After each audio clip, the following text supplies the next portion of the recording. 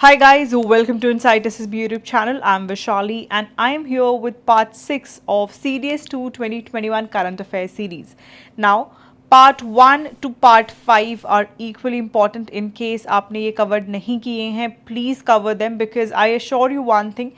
इस सीरीज में से आपको क्वेश्चंस देखने को मिलेंगे directly in the serious examination and lot of you ask ma'am can we do the same series for NDA. Yes, you can completely do the series because CDS, NDA और CAPF examination का pattern बहुत similar pattern होता है. So you can completely go through this series and you will find question from this series in both CDS as well as NDA examination. Okay. Before moving forward, I would like to tell you that you can download Insight SSB app. This app detail you will find in the description box. Click on that link and you can download the app. You'll find all the important courses related to defense examination on this app and it will be quite useful and handy for all the defense aspirants. Now, coming to the first question that is Zayed Talwar 2021. ये एक bilateral exercise है India की with which country. Now bilateral means मतलब दो countries के बीच में, ठीक है. So it is between navy, ध्यान रखना नेवी, नॉट एयरफोर्स और army. Navy of which two countries? India and UAE.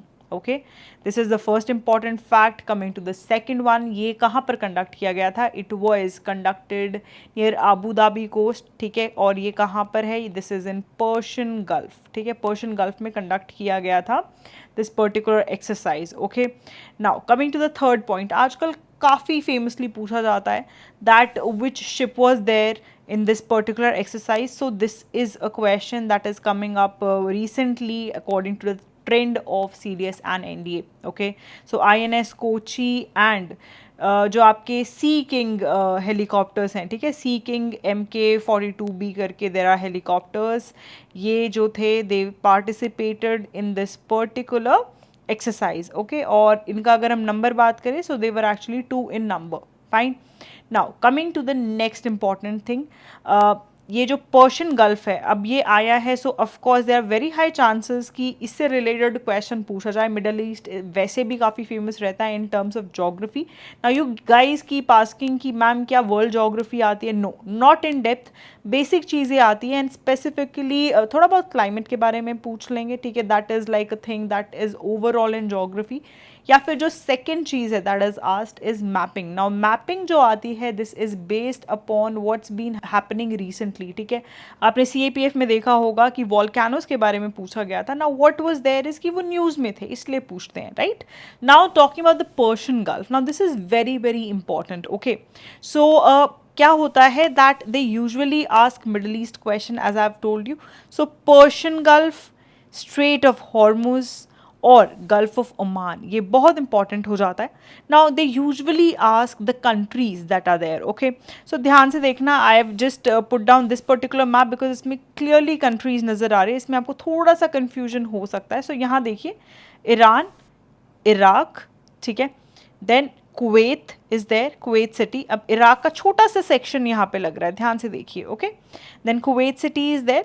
After that Saudi Arabia का तो काफ़ी लंबा पोर्शन है, you can see, right. Then आपकी कतर आती है यहाँ पर, so Qatar is also there. Fine. Talking about Bahrain, Bahrain is there. Then UAE जो है it is also there. So these are the countries that line Persian gulf. अब हम बात करते हैं strait of Hormuz, very very important.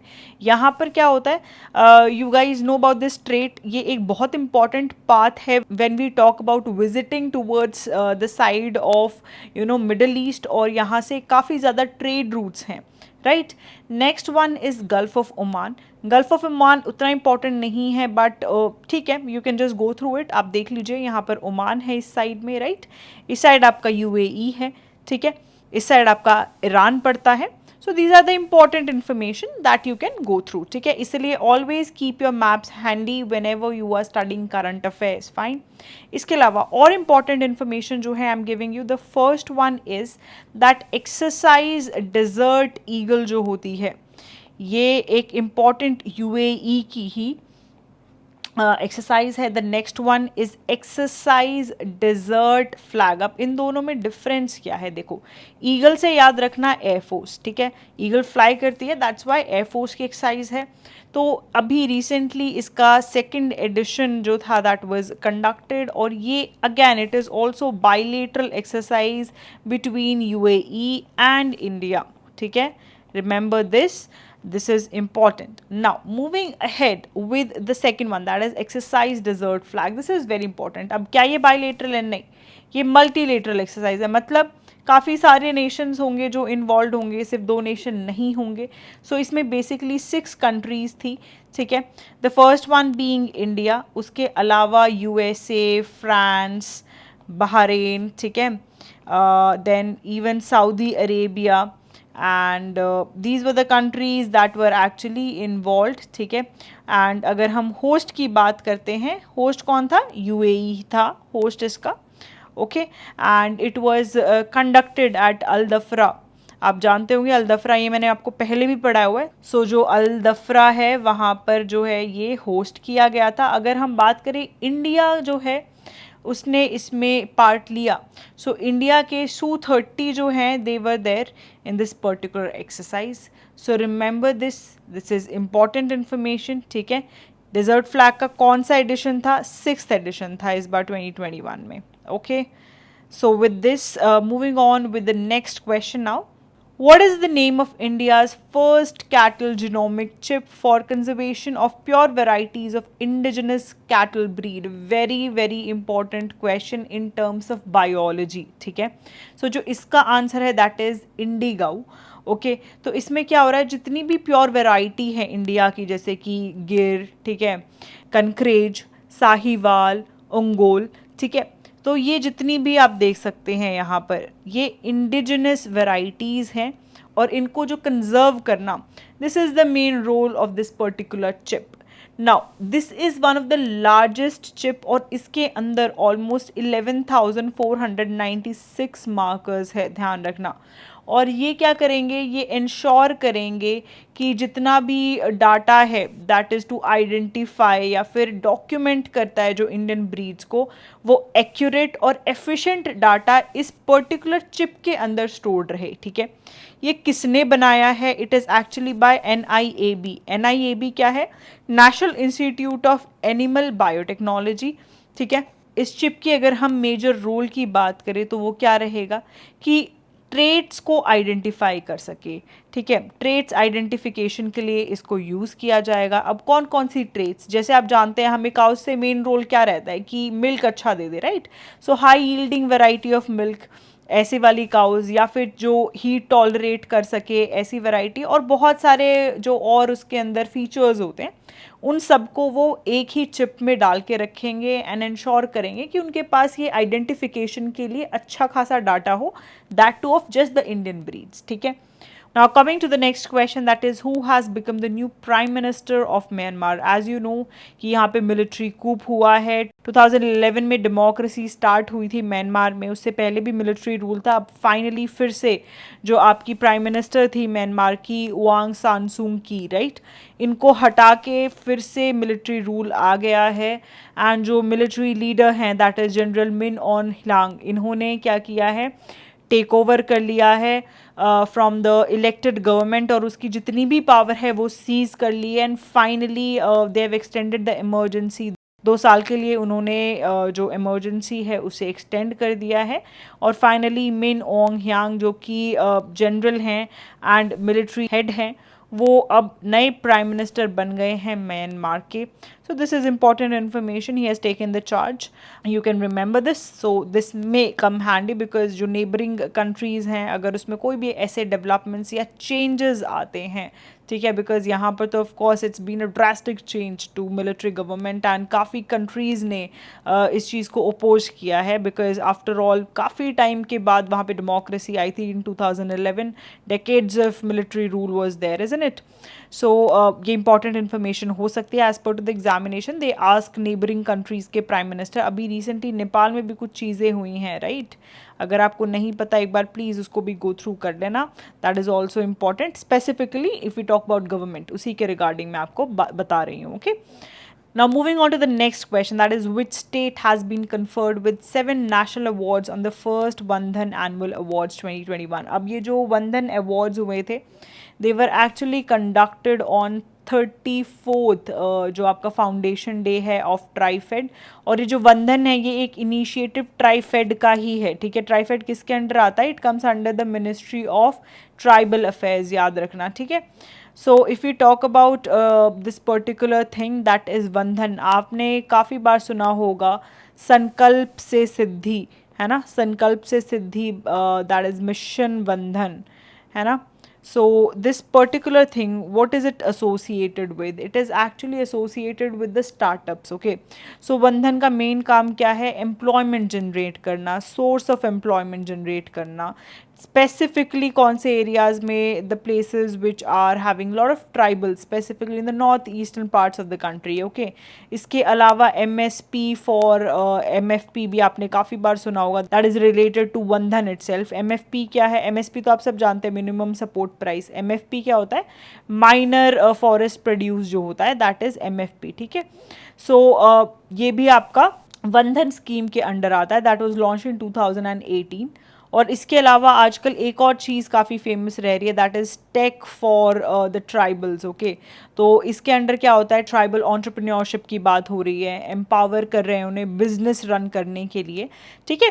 So this is the thing. Now if you talk about the 7 awards, तो ये किसको मिला है ये पर्टिकुलर अवार्ड? ये अवार्ड मिला है नागालैंड को. Very very important. इसने 7 जो कैटेगरीज हैं उसमें नेशनल अवार्ड्स जीते हैं. पोजीशन फर्स्ट और थर्ड भी रही है, so that's fine. Best survey state, best training, most number of VDKCs establishment, best sales generated, best innovation. So they've got it in lot of things. Okay, so please ध्यान रखना. That is why I've just added this particular thing ताकि आप इसको भी go through कर सकें. Fine. Now moving ahead with the next question, that is, which city has now been declared as the first water plus city of the country under Swachh Survekshan? Now the first question that comes up is जो स्वच्छ सर्वेक्षण है ये क्या है? So basically आपको पता होगा स्वच्छ भारत मिशन, राइट.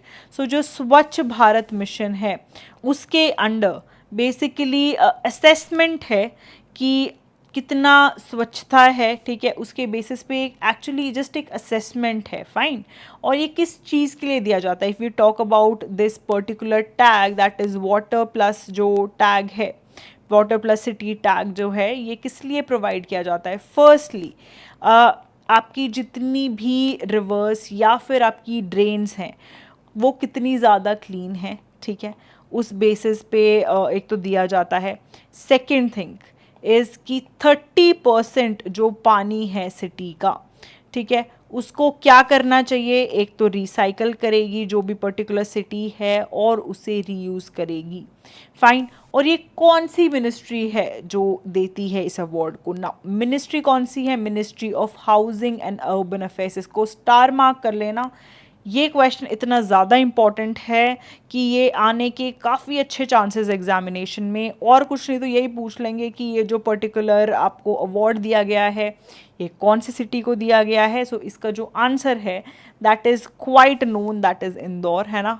आप सभी जानते होंगे इंदौर को बार बार मिलता है अवार्ड, स्पेसिफिकली इन द स्वच्छ भारत मिशन. काफ़ी फेमस रहा है ये पर्टिकुलर सिटी. और इसके अलावा जो दूसरा क्वेश्चन पूछा जा सकता है that can be as simple as कि कौन सी मिनिस्ट्री देती है ये award? So ministry of housing and urban affairs देती है. Okay, that is it. Now moving on to the next question, that is, recently launched Operation Blue Freedom is being taken in which area? So if you talk about this particular question, पहली बात ये जो है it is conducted by people with disabilities. ठीक है, जो भी दिव्यांगजन हैं they are the part of this particular operation. Okay, और ये ट्रेन कौन कर रहा है इन्हें? So the people in Indian Army who are veterans. ठीक है, सो इंडियन आर्म फोर्सेस के जो वेटरन्स हैं they are training them. And so disabilities के जितने भी दिव्यांगजन हैं they are actually part of this operation. And इसको जो ट्रेन किया जा रहा है that is by Indian Army veterans. Okay, अब ये कहाँ कंडक्ट किया जा रहा है? It is being conducted in Siachen glacier. Okay, so the answer will be Siachen glacier.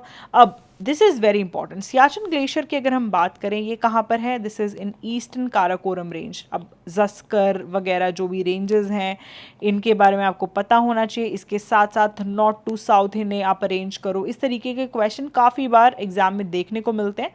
सो जब भी ऐसे आप कोई चीज़ न्यूज़ में देखते हैं, सो उससे रिलेटेड 3-4 और चीज़ें कवर कर लीजिए, दैट विल हेल्प यू। ठीक है, सियाचिन क्या है? ये वर्ल्ड का हाईएस्ट बैटल फील्ड है। This is also very important information regarding what Siachen. Now यहाँ पर ऑपरेशन मेघदूत जो है वो भी हुआ था। कब हुआ था ऑपरेशन मेघदूत? यहाँ पे 1984 में कंडक्ट किया गया। तब क्यों हुआ था ये आप मुझे बताएंगे इन the comment section below. Okay, now one more thing, जो सियाचिन है ये वर्ल्ड का सेकंड लॉन्गेस्ट क्या है? ग्लेशियर। अब of course I am excluding north pole and south pole. ठीक है, so except for the poles, because non polar area की ही बात होगी यहाँ पे। पोल्स पे तो बहुत बड़े बड़े ग्लेशियर्स हैं। इन नॉन पोलर एरिया ये सेकेंड लॉन्गेस्ट ग्लेशियर है। और अगर हम फर्स्ट लॉन्गेस्ट की बात करेंगे तो फर्स्ट लॉन्गेस्ट कहाँ है? It is in Tajikistan. Tajikistan में कौन सा है glacier? It is Fedchenko glacier. ठीक है, सो याद रखना, इंपॉर्टेंट इन्फॉर्मेशन है रिलेटेड टू सियाचिन। ठीक है, सो आई होप आपको याद रहेगा ऑपरेशन ब्लू फ्रीडम किससे रिलेटेड है? It is related to the recent involvement of दिव्यांजन इन द सियाचिन ग्लेशियर। यहाँ पे इन लोगों ने परफॉर्म किया है, जो कि ट्रेन किया गया था by Indian armed forces veterans. Okay, so coming to this question, this is very very important. Because क्यों इंपॉर्टेंट है? क्योंकि इसके थ्रू मैं आपके साथ काफ़ी इंपॉर्टेंट चीज़ें डिस्कस करूँगी रिलेटेड टू पॉलिटी। ठीक है, now prevention of anti social activities, that is PASA. ये अभी रिसेंटली न्यूज़ में काफ़ी देखा गया है, क्योंकि ये इंट्रोड्यूस किया गया था इंडिया की एक यूटी में। ठीक है, अब पहले हम बात करें कि किसने करा है। प्रज्वल जी काफ़ी फेमस हैं, उन्होंने इसको इंट्रोड्यूस किया है। कौन सी यूटी में? इन्होंने लक्षद्वीप में किया है। और हैशटैग सेव लक्षद्वीप काफ़ी फेमस रहा है ये हैशटैग। ठीक है, so Lakshadweep. Now what is this PASA? Prevention of anti social activity एक ऐसा एक्ट है जिसके थ्रू एडमिनिस्ट्रेशन के पास इतनी पावर आ जाती है, वो किसी भी पर्सन को डिटेन कर सकता है without public disclosure up to the period of 1 year. Now this is very big thing. अब आप मुझसे बोलेंगे ma'am this is quite against certain articles जो कि हमें fundamental rights देते हैं, isn't it? अब जिनको ये चीज़ नहीं पता, this is a question of concern. Why? Because अभी exam is on the head and if you don't know this important information, I am literally scared कि आप पढ़ाई नहीं कर रहे हो. So please आप पढ़ना start कर दो अब, right? अब if we talk about this particular act, ठीक है, ये 6 मंथ से 1 ईयर तक डिटेन कर सकते हैं और इसका कोई पब्लिक डिस्क्लोजर देना ज़रूरी नहीं है. So it is quite derogatory to which particular articles. So first and most important one is article 22. अब आर्टिकल 22 क्या था? कोई भी पर्सन विदाउट इंफॉर्मेशन डिटेन नहीं किया जा सकता, है ना, डिटेन नहीं किया जा सकता. This was there, isn't it? Now habeas corpus जो है वो भी इससे एसोसिएट हो जाता है ना. Habeas corpus, what is it? It is a writ. Okay, so यहाँ पे हम दो चीज़ें डिस्कस कर चुके हैं ऑलरेडी, आर्टिकल 22 और हिबियस कॉर्पस. अब हिबियस कॉर्पस क्या था? This you will tell me in the comment section below. Okay, इसके अलावा एक और बहुत इंपॉर्टेंट चीज़ एसोसिएट हो जाती है, दैट इज़ कि ये यूटी कब फॉर्म हुई थी. So Lakshadweep was formed in 1956. Okay, this UT was formed in 1956. One more important thing, that is president जो है उसके पास एक पावर है according to article 240 of the constitution. What is it?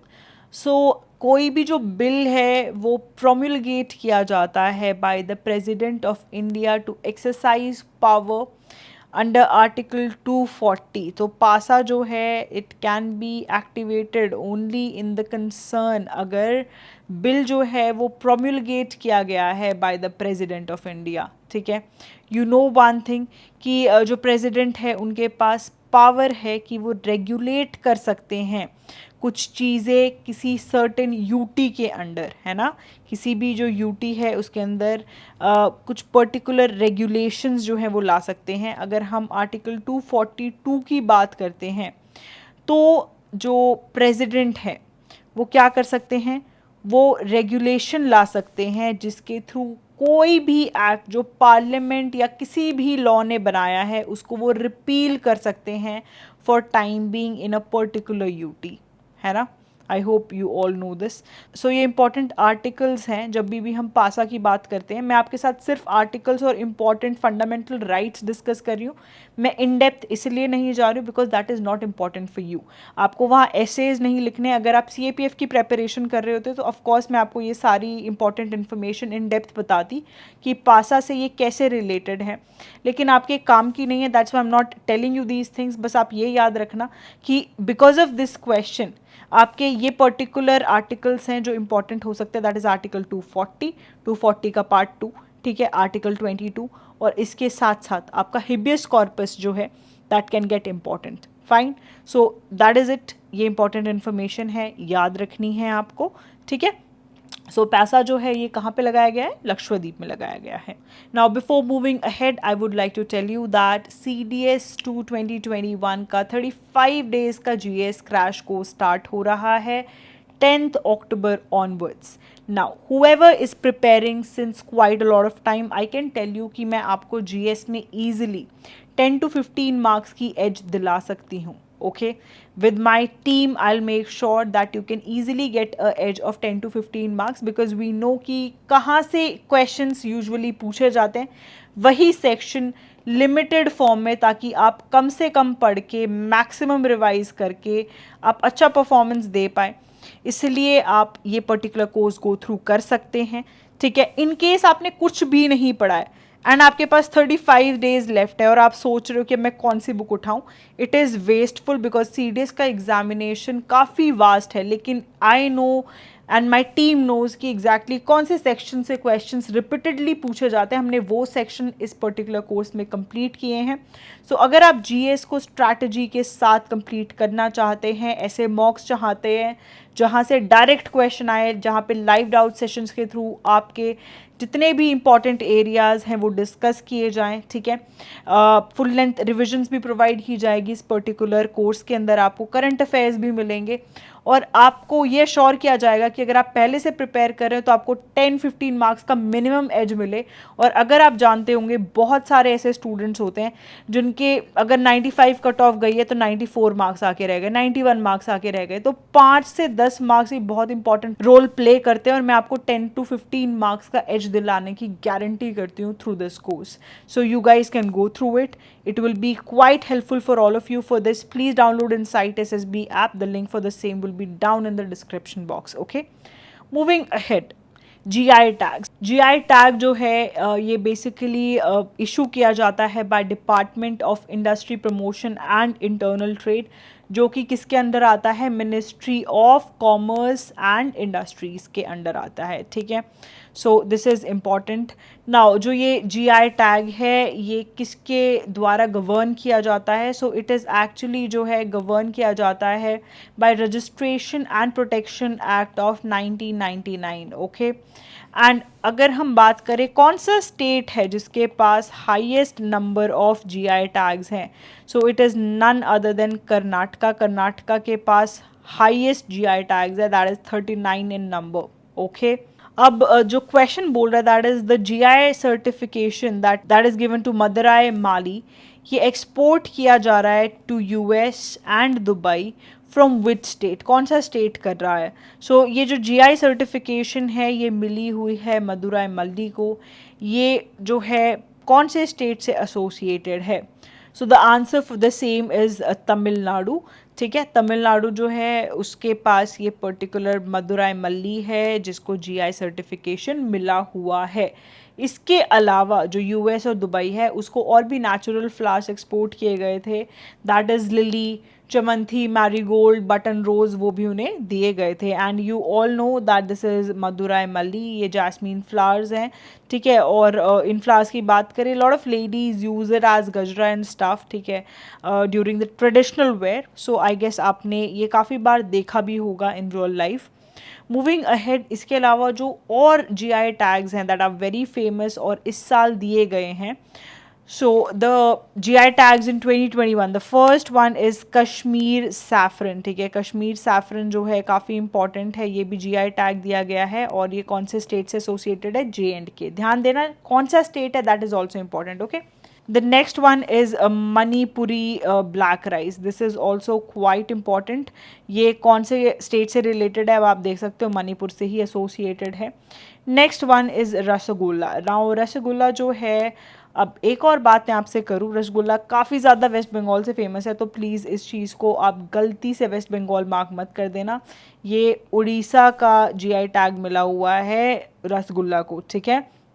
Now the next one is Kandhamal Haldi, ठीक है। सो जो कंदमल हल्दी है ये भी उड़ीसा से ही है, ठीक है। सो जो स्टेट है जिसको जीआई टैग मिला है for Kandhamal Haldi, it is Orissa. Next one is Kodaikanal Malai Poondu, if you know, ठीक है। सो ये क्या है, it is nothing else than garlic, garlic जो कि बहुत ज़्यादा मेडिसिनल प्रॉपर्टीज़ हैं जिसकी, ठीक है। सो कौन सा है, Kodaikanal Malai Poondu. Now this is from which state, it is from Tamil Nadu, ठीक है। अब कोडाई कन्नल क्या है, this is actually hill station जहाँ पर ये मलाई पोंडू मिलते हैं, ठीक है, इसलिए इसका क्या नाम रख दिया है, कोडाई कन्नल मलाई पोंडू, ठीक है। कौन से स्टेट से है, तमिलनाडु से, ठीक है। ध्यान रखना ये GI tags. Moving on to the next question, that is Antonio Guterres, जिनको री इलेक्ट किया गया है as United Nation secretary general. ये कौन सी कंट्री से एसोसिएटेड है, सो इसका जो आंसर है दैट इज पोर्टुगल, ये पोर्टुगीज़ हैं, ओके। और ये क्या रह चुके हैं, यूनाइटेड नेशन सेक्रेटरी जनरल रह चुके हैं, कौन से ईयर से, he is that, he is since 2017 till 2021 he had been United Nation secretary general, okay. और अब इनका जो सेकंड टर्म है वो स्टार्ट हो जाएगा, तो यूनाइटेड नेशन जनरल असेंबली का सेकंड टर्म होल्ड करेंगे as United Nation secretary general, that is from January 2022 to December 31 of 2026, ठीक है। सो याद रखना, this is very very important, okay. Now United Nation वैसे भी इम्पॉर्टेंट है, यूनाइटेड नेशन के हेडक्वार्टर्स कहाँ हैं, ये आप मुझे कमेंट सेक्शन में बताएंगे। Now moving ahead with the next important information, ये सारी इंफॉर्मेशन डिफेंस से रिलेटेड है, ठीक है। The first one is ICGS विग्रह। सो ये जो है ये इंडिजिनसली डेवलप्ड है, कोस्ट गार्ड की शिप है, ठीक है। कोस्ट गार्ड की क्या है, शिप है जो कि इंडिजिनसली डेवलप्ड है, और ये L&T जो है शिप बिल्डिंग लिमिटेड उसने बनाई है, ठीक है। और recently prime minister Narendra Modi ने इसे इंट्रोड्यूस किया है। The next one is Malabar exercise 2021। ये एक मल्टीलेटरल एक्सरसाइज है, ठीक है, बाईलेटरल नहीं है, that is between two countries नहीं है, इंस्टेड मल्टीलेटरल एक्सरसाइज है। इसका कौन सा एडिशन था ये आप मुझे बताएंगे इन द कमेंट सेक्शन, ठीक है। The next important information is कौन कौन सी कंट्रीज में है, so it is actually United States of America, जो क्वाड है दैट इज़ देयर, ठीक है। याद रखना, लास्ट टाइम भी मैंने क्वाड के बारे में बताया था और ये एग्जाम में आया था, इस बार भी इंपॉर्टेंट है। सो कौन कौन सी कंट्रीज है ऐसे पूछ सकते हैं, तो United States of America, India, Japan and Australia, ठीक है। ये 4 countries that is Quad is there. और ये कहाँ पर हुआ था, it was conducted in Guam. Guam क्या है, this is actually in United States, और जो माइक्रोनेशिया एरिया है इन यूनाइटेड स्टेट्स, ठीक है, यहाँ पर ये कंडक्ट हुई थी। The next one is exercise Konkan 2021। ये कहाँ पर हुई थी, it was conducted in English channel. अब मैंने देखो आपको फिर से एक इम्पॉर्टेंट सेक्शन बताया है, इंग्लिश चैनल। ये क्या है, ये आप दोबारा से जोग्राफी के अकॉर्डिंग पढ़ेंगे, आप मैप्स उठाएंगे और एक बार इंग्लिश चैनल देखेंगे, उसके आसपास कौन कौन सी कंट्रीज़ है, वेरी वेरी इंपॉर्टेंट, ठीक है। ये क्या है, मल्टीलेटरल है कि बायलेटरल है? ये एक बायलेटरल एक्सरसाइज है, ठीक है। कौन कौन सी टू कंट्रीज़ के बीच में है? It is between India and UK, ठीक है। अब इंडियन नेवी की कौन सी शिप थी यहाँ पर? INS तबार, उसने इसमें पार्टिसिपेट किया है। और यूके जो है उसके HMS वेस्ट मिस्टर जो है उसने पार्टिसिपेट किया है, ठीक है। These are important information. Now इसका भी जो एडिशन है वो मुझे आप बताएंगे कि ये इसका कौन सा एडिशन था एक्सरसाइज कॉनकन 2021 का, ठीक है। Next one is CAT। CAT क्या है? This is again a military exercise, ठीक है। ये एक्सरसाइज जो है ये कंडक्ट की गई थी by United States of America. और कौन सी जगह, लोकेशन क्या थी? लोकेशन वाज इन सिंगापुर, ठीक है। इसमें टोटल 20 कंट्रीज़ ने पार्टिसिपेट किया था, ठीक है। और उसमें एक कंट्री इंडिया भी थी। This is next important information that is there, ठीक है। अच्छा, CAT की एक बात करें तो CAT की फुल फॉर्म क्या है? CAT की फुल फॉर्म है south east Asia cooperation and training. बहुत इंपॉर्टेंट है, एब्रीवेशन काफ़ी बार पूछी जाती है, मैं इसको स्टार मार्क कर देती हूँ, प्लीज़ याद रखना, काफ़ी हाई चांसेस हैं कि एग्जाम में पूछा जाएगा, ठीक है। नेक्स्ट वन इज़ ज़ैर अल बहर। ये बायलेटरल नेवल एक्सरसाइज है। क्या है? बायलेटरल, ठीक है, याद रखना, मल्टीलेटरल नहीं है, बायलेटरल है। देन कौन कौन सी दो कंट्री है? बायलेटरल मतलब दो कंट्री, कौन किस किस के बीच में है? इंडिया और कतर। क्या ये मिलिट्री एक्सरसाइज है, नेवी एक्सरसाइज है या फिर एयरफोर्स एक्सरसाइज है? ये कौन सी एक्सरसाइज है? आपकी नेवी एक्सरसाइज है। ये भी इंपॉर्टेंट इन्फॉर्मेशन है। कहाँ पे कंडक्ट की गई थी? पर्शियन गल्फ में कंडक्ट की गई थी, ठीक है। पर्शियन गल्फ हम ऑलरेडी डिस्कस कर चुके हैं। Now the next one is Al Mohed Al Hind 2021। ये फिर से एक बायलेटरल एक्सरसाइज है। It is a bilateral naval exercise, okay. और ये किस किस के बीच में है? इंडिया और सऊदी अरेबिया की जो नेवी है उसके बीच में कंडक्ट होती है, ठीक है। नेक्स्ट वन इज जैद तलवार। ये हम ऑलरेडी डिस्कस कर चुके हैं, जल्दी से कमेंट सेक्शन में डालना, लेट मी सी आपको चीज़ याद रहती है कि नहीं रहती है। इनकेस याद नहीं है तो प्लीज़ रिवाइज कर लेना, क्योंकि हम ऑलरेडी इस वीडियो में ये डिस्कस कर चुके हैं, ठीक है। सो इसके साथ I am finally ending part 6 of this particular series. Please जितनी भी मैं इंपॉर्टेंट इन्फॉर्मेशन देती हूँ उन्हें याद करते रहना, that will help you a lot in your examination, okay. And please share this series with as many friends as possible, it will help them a lot, क्योंकि इसमें जितनी भी इंफॉर्मेशन है वो एग्जामिनेशन में आने के काफ़ी अच्छे चांसेस हैं। So all the best guys, keep working smart, make sure that whatever you read is relevant as per to examination, क्योंकि लास्ट 1 मंथ रह गया। जितनी इरेलेवेंट इन्फॉर्मेशन पढ़ोगे वो चीज़ याद नहीं रहेगी, रिविजन नहीं होगी, फाइनली इवन 20 मार्क्स भी नहीं आते बच्चों के GS के। दैट इज़ उनकी सेक्शुअल कट ऑफ भी क्लियर नहीं होती है, because of which they fail to clear the examination, okay.